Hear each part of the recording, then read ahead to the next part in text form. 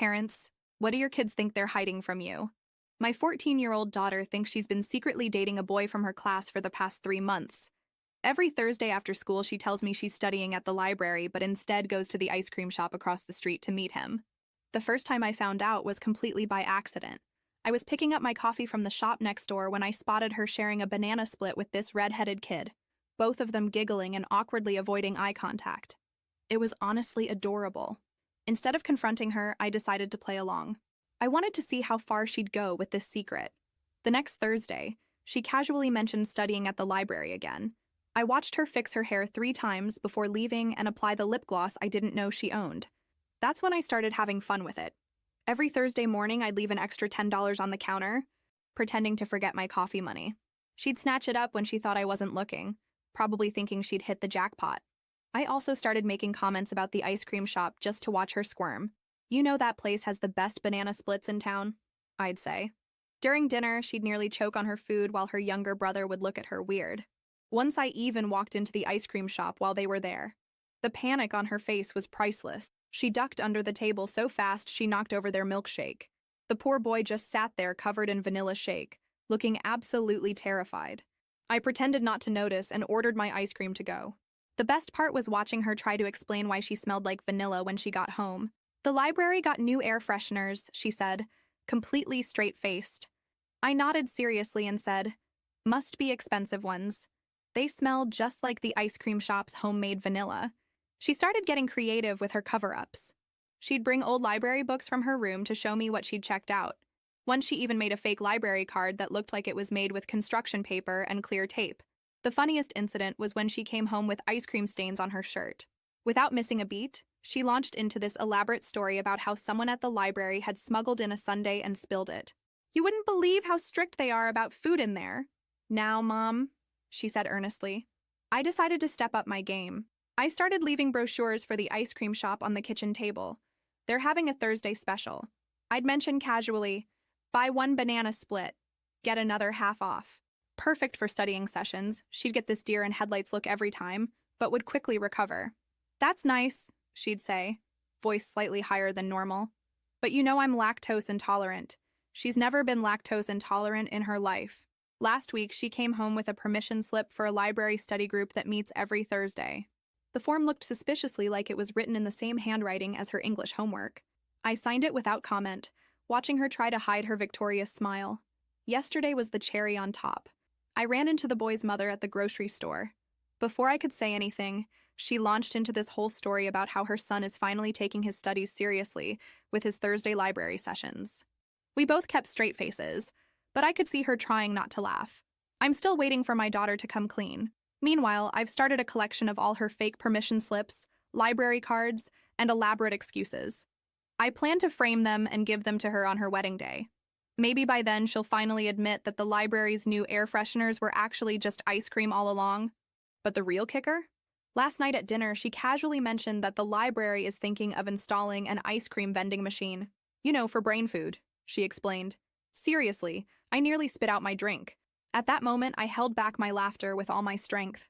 I looked at the plate, then at the glass, made a thoughtful expression, and responded as if I were seriously considering, an ice cream machine in the library? Now that's academic innovation. She nodded seriously, as if defending the proposal before an international scientific committee. It's just that studies show that sugar helps keep the brain active. I almost stood up and applauded.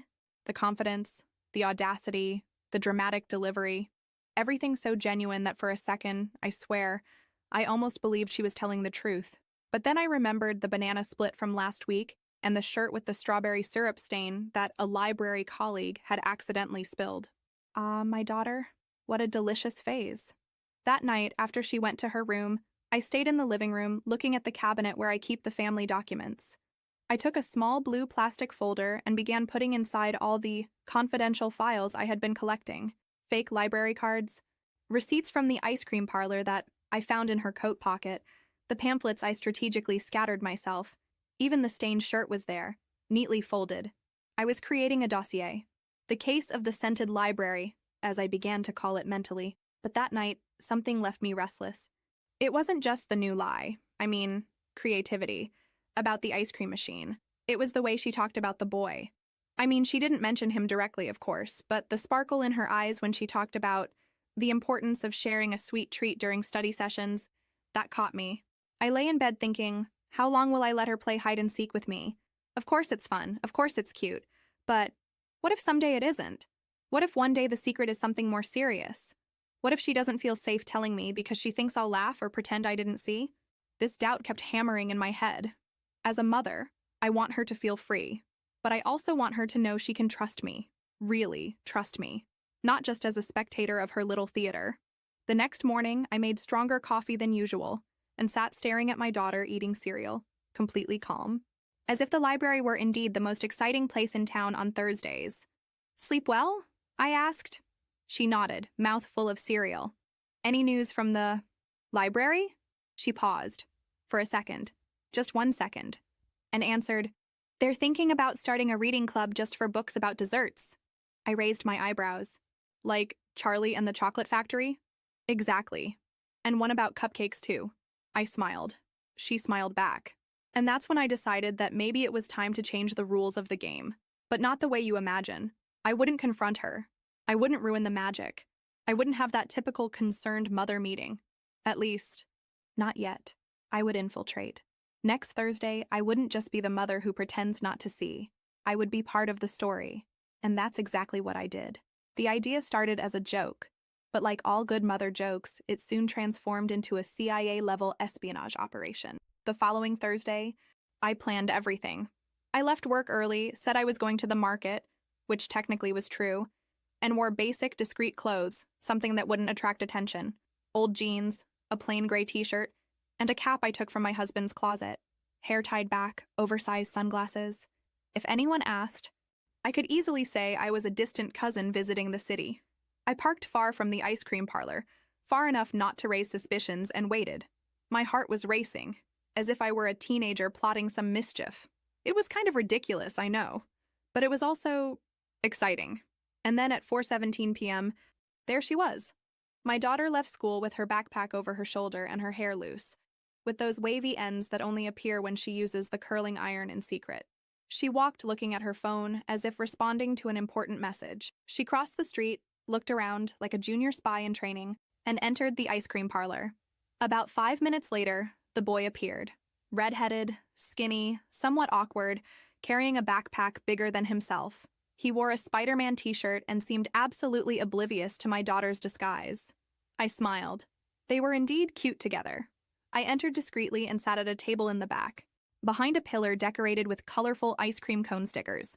From there, I could see them without being seen. They ordered the usual. Banana split, 2 spoons. And they started talking.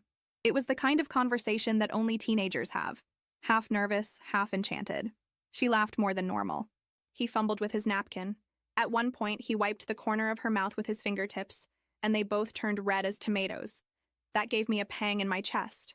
Not of concern. It was something else. Perhaps it was the fact that she was growing up, that she was in love even if she didn't know it yet. That this strange and gentle boy had become a part of her secret world, a world in which, until now, I only peeked through the crack in the door. I took a mental picture of that scene, and more than that, I felt that I needed to keep that moment as a reminder that my daughter wasn't just mine anymore. The afternoon passed quickly. They ate, laughed, and then walked slowly down the sidewalk. Suddenly, he held out his hand, and she took it. I almost spilled my milkshake. I waited a while before leaving without them seeing me. When I got home, she was already in her room, probably rehearsing some new excuse for the ice cream smell that the library was testing in the new lockers. But I didn't say anything. I just left a small box on her bed before leaving the room. Inside was a silver ice cream spoon, one of those I bought some time ago in a vintage shop, and a handwritten note, "For your Thursday studies. Love always, Mom." That night, she didn't say anything.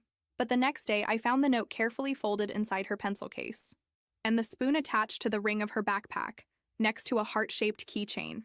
And that's when I realized she knew that I knew, and yet she was still trying to maintain the secret, as if this game between us was the last remnant of childhood, as if admitting everything would end a phase that, deep down, neither of us wanted to leave behind so soon. But the game was far from over.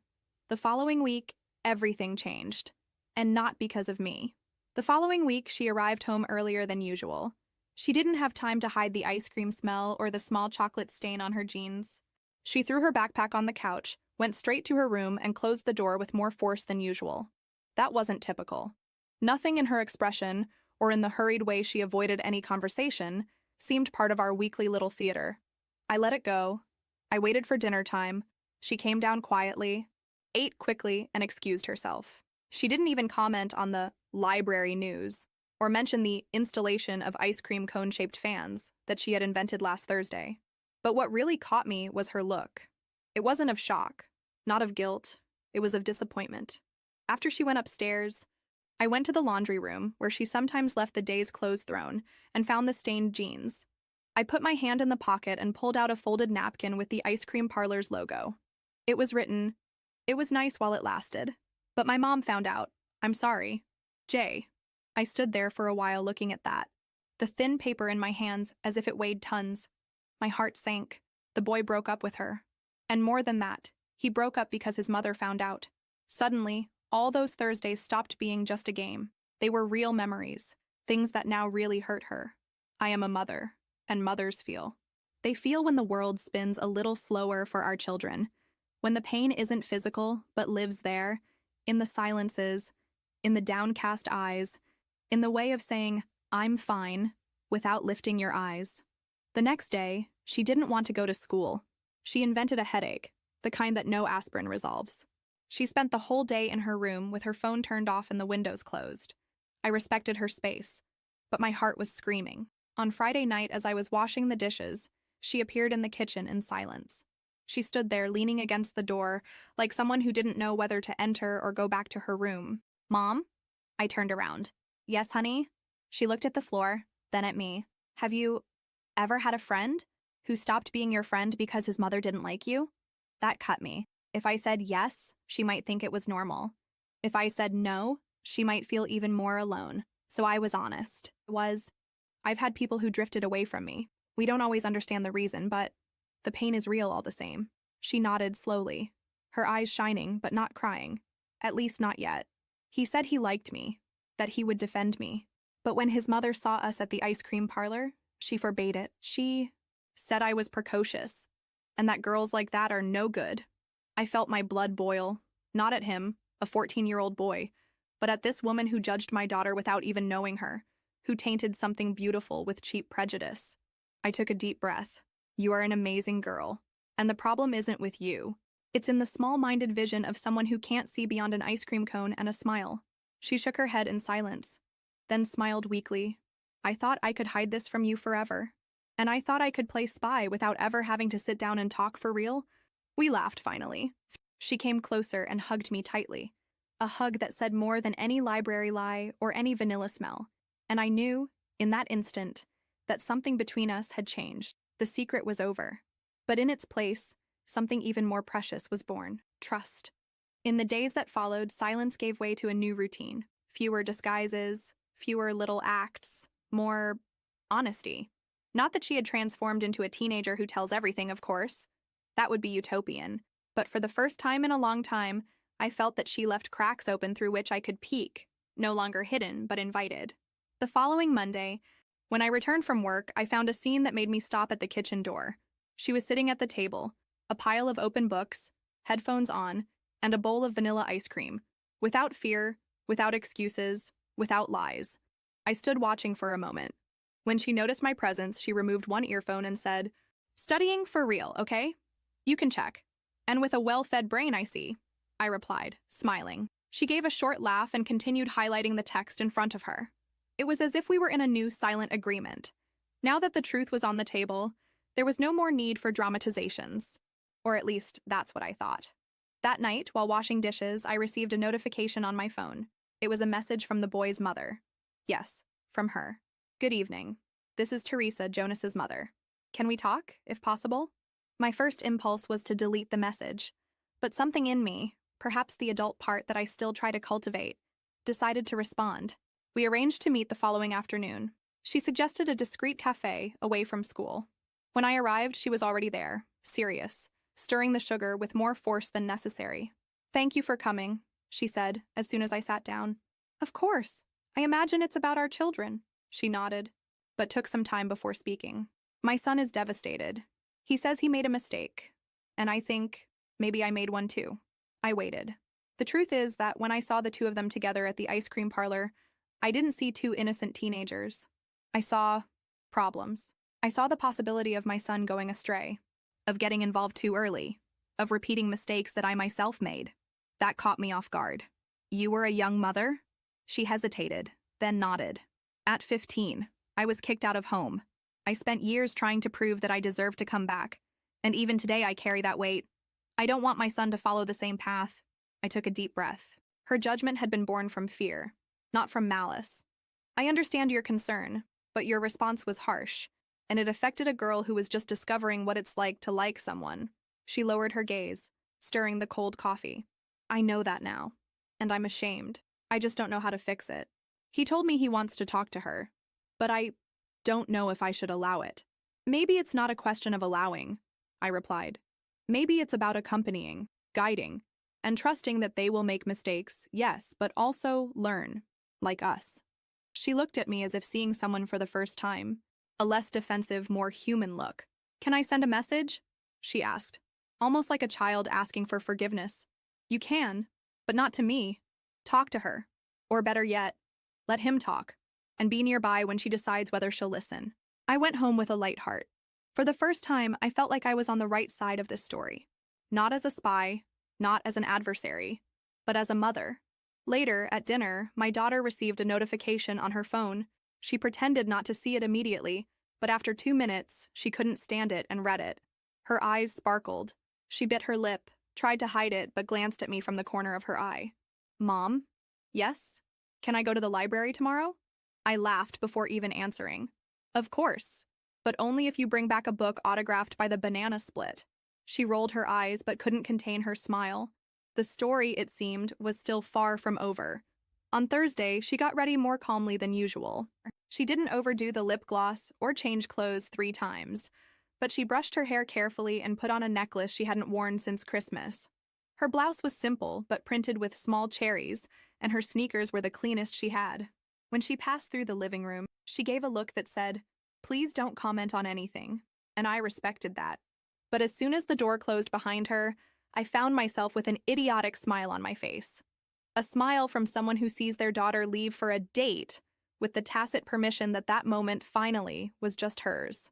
I waited all afternoon with an anxious heart. A part of me wanted to follow her again, observe from afar, ensure that nothing went wrong. But the other part, the part that finally trusted, kept me on the couch with an open book in my lap and a cup of tea in my hands. This time, the most important chapter of our story wasn't mine. She returned shortly before dinner. She had an ice cream in her hand, one of those simple cone ones. She smiled when she saw me. No dessert reading group today? I teased. There was, but the club is exclusive, she replied, licking the ice cream and tossing her backpack in the corner. I sat next to her on the couch. How was it? She thought for a moment as if organizing her words. He cried. My eyes widened. Jonas? She nodded.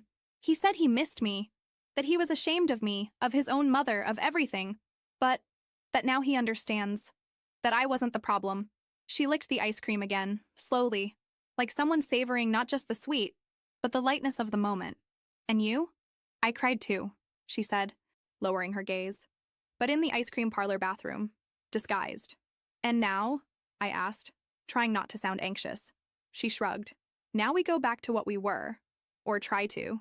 There are no more secrets, just banana splits sometimes. I smiled. She leaned back on the couch, resting her head on my shoulder as she did when she was younger. We stayed in silence for a while, the kind of comfortable silence that only exists between people who understand each other even without speaking. On Saturday, we received an unexpected visit. Jonas. He came alone, holding a small box in his hands. He trembled slightly, but maintained his posture. Good afternoon, he said, nervous. Good afternoon, Jonas. Daughter's name is in her room, but I'll call her. He hesitated. It's just that, before, I wanted to give you this. He held out the small box. It was a small bracelet, with charms of books and a tiny ice cream cone hanging from the clasp. I made it myself, he explained. I saw it in a video on the internet. I wanted her to know that that even if it's not a secret anymore, it's still special. My heart melted. It was pure, awkward, but honest. Wait a moment, I replied. I went upstairs and knocked on her bedroom door. Visitor, I announced. Who? A certain artisanal bracelet manufacturer. She jumped out of bed. Minutes later, the two of them were in the backyard, sitting in the hammock, talking. From a distance, I saw her hands touching the bracelet on her wrist, while he laughed at something she was saying. That late afternoon, I realized that it wasn't just about secrets and discoveries. It was about respect, about space, about allowing the other to grow even when everything in you screams to protect.